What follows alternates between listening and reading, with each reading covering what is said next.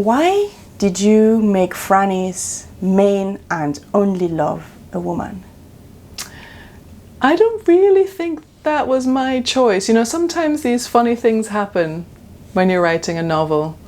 And those funny things happen almost in spite of you, in spite of the writer. And one thing that to me that seemed really natural and inevitable was that Frannie's love story would not be with a man. It just wouldn't have made sense given all that she had been through and given her own sensibilities. And I also wanted, in a kind of cheeky reference to Jane Eyre, to subvert the madwoman in the attic trope. So, you know, instead of this kind of opposition between Jane and Bertha Mason that we've inherited as part of the Gothic tradition, or the Gothic tropes, I thought it would be more interesting to explore what might happen if those two women found some kind of union. And so, you know, Madame essentially stands in as the madwoman in the attic in my novel, and Frannie comes into the house, and that's the object of her affection. You know, one of my theories about Jane Eyre always has been that there was absolutely nothing about Rochester that was worth falling in love with. And this, I guess, was a way of exerting my power as a writer and writing a kind of better plot for that, you know, a plot that resonates more with me for that story.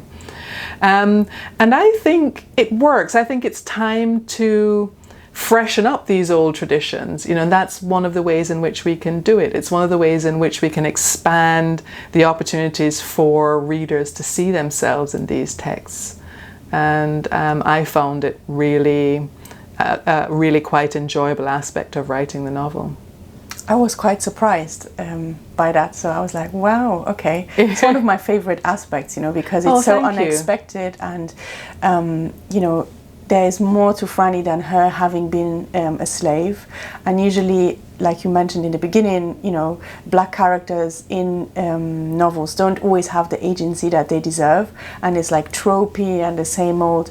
And then not only is Frannie breaking out of that, but she's now in love with a woman, not a man. So again, breaking up with a tradition. So I really, really like that. Yes, and in love with a white woman. I mean, you know, so one of the things that caused me a lot of trepidation while I was writing the novel was the idea that I really did not want to write a novel about a slave, or that would be seen as a slavery story. I had this very strong sense that when people pick up a novel that is described as being about a slave or a former slave, they immediately think they know the whole story, because it has become a kind of collection of stereotypes.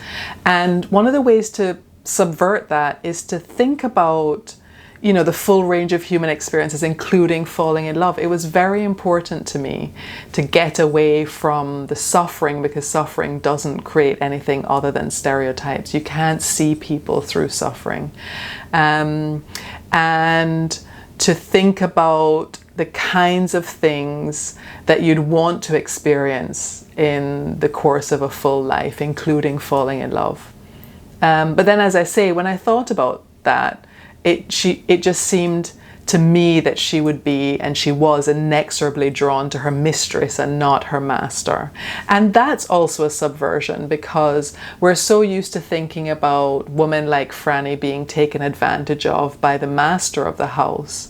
But never the ways in which they might have been taken advantage of in these sexual or romantic ways by the woman of the house. And so I liked turning things around in that way. I thought there was a lot of material there to explore.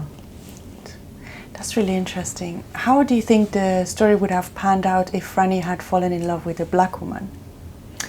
Well, you know, so there is a kind of hint, and I guess this is sort of revealing my writerly secrets, but there's a character in the novel, Sal, who I really was fond of.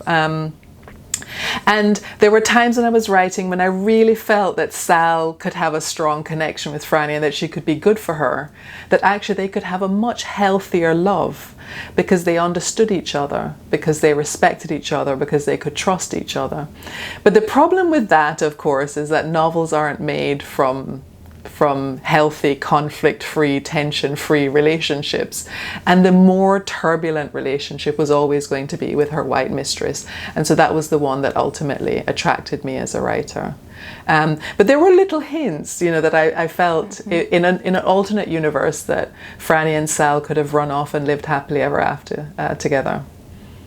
But like you said, maybe that's the absence of turbulences would have made it a bit less interesting. Yeah, certainly much less gothic. I mean, there wouldn't be any gothic romance without some conflict and tension. Of course, that's true.